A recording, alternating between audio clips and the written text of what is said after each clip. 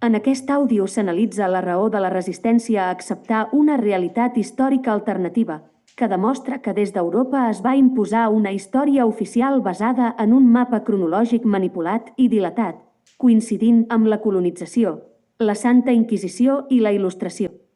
És la nova cronologia de Fomenko i Nossobski. Es pot entendre que costi acceptar que la cronologia de la història ha estat dilatada i que, per tant, la història ha estat manipulada. Però el que no és tan entenedor és que es presentin proves astronòmiques, estadístiques i documentals, més un treball clarificador associat i raons que expliquen per què s'ha fet aquesta manipulació, i en lloc de parar-se a escoltar i concedir el benefici del dubte, s'opti per bloquejar el diàleg. Discutir i qüestionar una investigació científica contrastada entra dins l'espai de la raó, però una altra cosa és la negació irracional que resisteix a plantejar-s'ho unilateralment. Els temples egipcis i molts temples considerats cristians, europeus, així com documents de diferent procedència i naturalesa, disposen de zodíacs que expressen una data única i aquestes es situen, pel que fa a l'antic Egipte, en un passat no superior a 1000 anys, i pel que fa a l'edat mitjana, en un passat no superior a 6 segles. A més, en els fets medievals s'encavalquen nombrosos fets bíblics i històrics atribuïts a l'antiguitat. L'anàlisi estadística de genealogies i fets històrics ho corrobora, ja que es detecten nombroses duplicitats entre l'antiguitat i l'edat mitjana, amb salts recurrents de poc més de 3, 10 i 18 segles. D'altra banda, la documentació medieval que relata fets antics amb una iconografia clarament medieval sobre episodis com la Guerra de Troia i les antigues Grècia i Roma apunta en la mateixa direcció. És a dir, es demostra que s'ha fet servir la història realment documentada per enviar duplicitats al passat, per allargar-la. Així, l'antic Egipte i els fets bíblics són molt més recents i es pot plantejar, amb fonaments, que la història antiga també és part de la medieval i que la medieval és més recent i no va durar 1000 anys, tal com estableix la història oficial. Aquesta informació no és fruit de l'especulació i no hi ha marge d'error possible. La història ha estat manipulada i dilatada artificialment. L'existència d'una ingent falsificació arqueològica i documental, que s'ha acceptat com a falsa, apunta que efectivament hi ha traces d'aquesta manipulació, però en realitat és molt més gran del que es pensa. La crema de llibres per part de la Inquisició, les llistes negres de llibres prohibits i el saqueig i la intervenció de totes les biblioteques inimaginables forma part d'aquest procés. Així va ser fins al segle XIX. A més, la profusió de llibres de genealogia i heràldica dels segles XV al XVIII, que s'han incorporat a la consciència històrica com a vàlids, són una prova més de la construcció artificial d'un passat documental. Aquest conjunt d'evidències són eloqüents. I és més contundent recordar que tota la construcció museística de l'antic Egipte, sobre la qual presentem objectes i història, ha estat elaborada des del segle XVIII, no abans.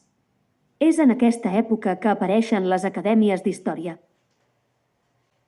De la mateixa manera, hi ha el cas de les enciclopèdies, nascudes al segle XVIII, que, per cert, originàriament no tenien fonts.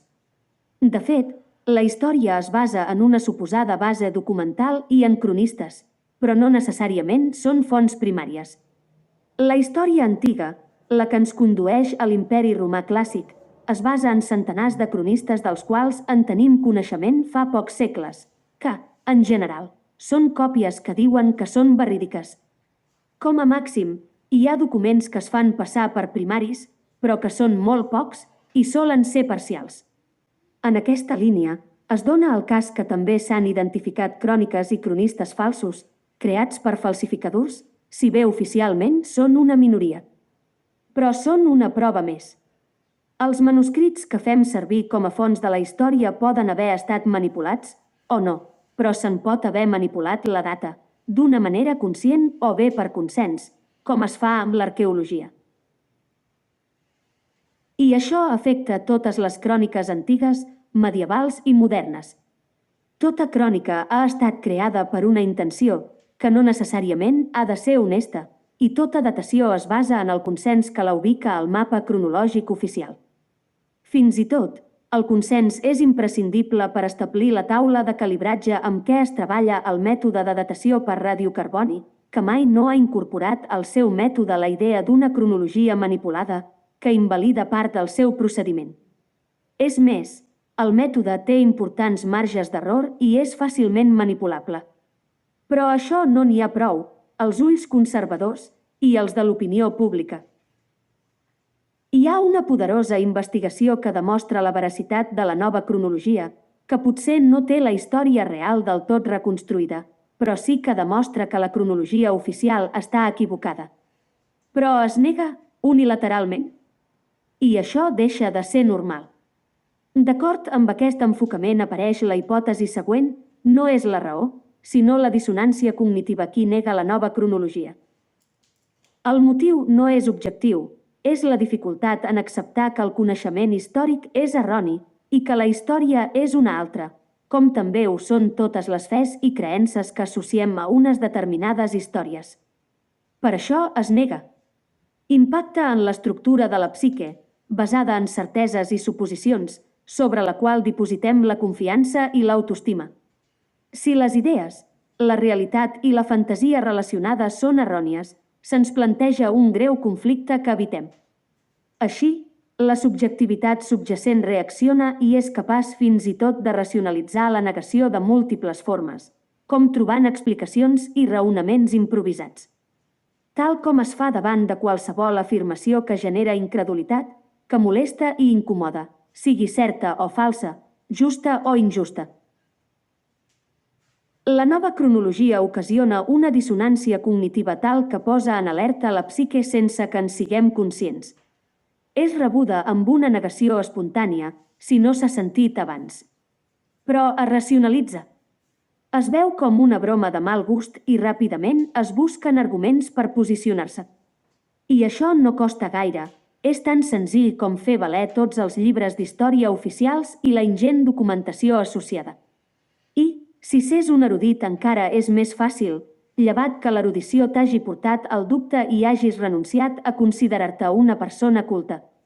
Certament, hi ha maneres de rebatre aquesta racionalització argumentada, en el sentit que la nova cronologia també ho té resolt, però aquesta no és la qüestió.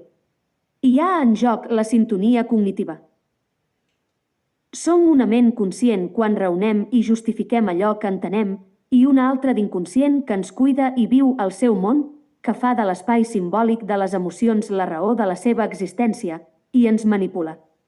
Però ignorem que aquesta dualitat conscient-inconscient requereix que, perquè funcioni, no sapiguem que existeix. És una manera de mantenir la vitalitat per sobreviure en plenitud, sense que ens turmenti la ignorància. Així, es racionalitza la negació d'una certesa neocronològica de múltiples maneres, per protegir l'inconscient, que s'ha cregut allò acceptat i compartit, i es resisteix a mostrar-se vulnerable i limitat per una consciència rebel, a la qual desautoritza. Però això no és tot. La reacció és a tots els nivells, des d'allò individual a allò grupal, en totes les seves dimensions. La normalitat neocronològica no té espai per a la nostra consciència i tampoc per al mateix inconscient i totes les variants dels inconscients col·lectius. No importa que les evidències astronòmiques i estadístiques, juntament amb els documents que avui dia diem anacrònics, ens ho deixin ben clar. Si hem de triar entre la història oficial i una altra que ens fa ignorants de la realitat i buits de coneixements apresos, fe, creences i intuïcions, on, en definitiva, relaxem l'inconscient i la nostra identitat, decidim negar-ho tot. Així ens sentim més forts i tot sembla més normal. Reaccionem amb indiferència, prepotència i, si escau, violència, a la dissonància cognitiva. Reaccionem de la mateixa manera que ho fem quan tot animal se sent amenaçat, amb el matís que l'ésser humà ho fa de manera especialment contundent quan l'amenaça és intel·lectual i emocional. Així reacciona la ment, davant del que li és difícil de pair, encara que les proves siguin clares i inqüestionables. Encara que hi hagi un dret al dubte basat en una sèrie de fets i evidències que ho corroboren. Fent un símil amb altres realitats, reacciona com quan es va plantejar que no som el centre de l'univers, o una creació divina, als ulls de la fe i les creences de l'època. O, sense anar més lluny, també és com reacciona el nord amb el sud global amb els migrants, els expulsa i aixeca fronteres, mentre els condemna amb la ment establerta sobre una pretesa superioritat històrica i moral. Com ho fa als Estats Units i l'OTAN amb tota força econòmica i militar que no controla i tem, manipulant la realitat, ja manipulada des d'Occident tal com mostra la nova cronologia? O com ho fa Israel davant de Palestina pel domini de la Terra Santa, que creu tenir el dret d'apropiar-se, precisament, en gran part, per la història escrita, manipulada i que segueix manipulant, per la seva glòria, amb el suport militar dels Estats Units d'Amèrica. En definitiva, la dissonància apareix en tota lluita, on, com a societats, una determinada elit, o qui es creu tenir poder, s'enfronta a qui aspira a tenir-lo o creu que el que té no és suficient. I és clar, apareix a les lluites religioses associades a grans civilitzacions o variants troncals d'aquestes. Així ha estat quan s'ha combatut l'islam i el judaïsme per part del cristianisme i el catolicisme amb el cristianisme que no segueix el papa de Roma, així com tota força colonial que ha sotmès els pobles que ha massacrat, vençut o assimilat. Tot genocidi, passat, present i futur és part d'aquesta reacció, com també ho és la seva negació i la capacitat destructiva de l'ésser humà davant del seu propi hàbitat i la natura, que molta gent nega o ignora conscientment. En aquest sentit, és digne de destacar el fet que aquesta investigació afecta més que a la raó o al coneixement comuns. Afecta a la fe i les creences personals i populars sobre les quals ens bastim com a individus i personatges públics. Per exemple, a l'alterar el temps i les raons dels textos sagrats i de l'antiguitat, sense pretendre-ho, la nova cronologia els hi treu la màgia. Passa el mateix quan deixa al descobert la mà que l'ha manipulat, el poder de l'elit política i sacerdotal. De fet, exposa als ulls públics la capacitat de l'ésser humà d'especular amb els déus, els mites i el poder. En aquest sentit, demana, en certa manera, passar certa vergonya i repensar massa coses. No és senzill assumir que la fe religiosa sigui una forma artificial de relaxarir el sentit de l'existència que hem acceptat i ens captiva, o que tota creença transcendent ens fa creure que som més lliures. Però, a efectes inconscients, és exactament el mateix que el fet religiós. Per acceptar-ho, hem de canviar el registre de la història que hem convertit en realitat, que no posem en dubte. Com més gran sigui la història de la fe, més poderosa serà la seva idea al nostre interior. Si no és gran, deixarà de tenir poder. I en aquesta història hi ha més que la fe, també hi ha espai per a les creences i les aliances. Creure en un destí o en les lliçons de la vida que t'ensenyen amb una determinada intenció, així com creure en la força d'un poder suprem que t'obre la ment i et guia, com si fos una intuïció suprema, també és història, en la mesura que hem popularitzat un relat que ho explica i ho hem sabut col·lectivitzar. I encara més quan, individualment, és capaç de convertir-se en una experiència que es viu conscientment i és capaç de canviar la personalitat de qui la practica. De la mateixa manera, aliar-se amb un grup i alinear-se amb les idees et fa sentir poderós. Són espais ideològics i simbòlics que disposen de narratives suggeridores que hem creat entre tots i ens acompanyen, ens omplen la ment i els sentits. Si ser religiós et dona sentit a la vida, i si no ho ets, pots sentir el mateix amb altres recursos com si fos un secret íntim, que experimentes socialment. Els sacerdots ajuden a les religions, però també ho fa la veu de l'inconscient col·lectiu, alineada amb una determinada cosmovisió de la realitat, atribuïda a un o diversos corrents de pensament, generalment associats a grups, col·lectius o formes identitàries variades. No creure en una idea suprema o poderosa que regeix el món o la realitat, o no identificar-se amb cap corrent o cap forma identitària, t'exposa al buit existencial. De la mateixa manera, explicar públicament el seu efecte hipnòtic, dir que no et deixa pensar objectivament, et porta a l'aïllament social. Aquesta reacció és comuna a tothom qui viu i sent com a pròpia qualsevol creença que accepta com a real i poderosa al seu interior. I és important perquè forma part d'una necessitat vital, però també és un problema. Només plantejar-se que la ment ha creat una fantasia existencial implica incorporar una dissonància cognitiva a l'inconscient, a tots els nivells, que fa de la psique, individual i col·lectiva, un problema cognitiu amb el món i amb un mateix. La història consensuada et diu com s'ha creat tot aquest espai sobre el qual recolzar les creences i com sentir-se acompanyat de raons que donen sentit a la vida. L'inconscient ha creat arquetips, que compartim amb el pròxim i que alimentem amb imatges, textos i documents que la història conté. En el fons ens és igual la història, però el seu poder resideix en que ens la creiem. La història és el fonament dels mites, els símbols i les icones, que alimentem amb narratives i cerimònies de tota mena i que sintonitzem com a fenomen cognitiu. És el culte més genuí, que conté el sacrifici tradicional i és una forma voluntària de sacrificar la llibertat de la ment per combatre i deixar reposar la debilitat mental davant del món creat com a representació de la realitat que en el fons amb prou feines coneixem. Així, ens hi dirigim, a aquests textos, símbols i cerimònies, per parlar amb nosaltres i entre nosaltres, per alimentar la ment i relaxar-la quan s'excita o pertorba. Tots aquests espais, que s'articulen amb la història, formen part del món de les fes, les creences i les intuïcions que fem veritats i reforcen l'espai que amb la raó no arribava a controlar. L'espectre de la gran manipulació és molt groller i d'aparença subtil als ulls de la ignorància. Però precisament per la seva poca traça no se sap veure. Apareix en totes les lluites religioses, econòmiques i culturals, en les aliances i les discrepàncies, que competeixen per fer història, per apropiar-se'n i, si cal, reescriure-la.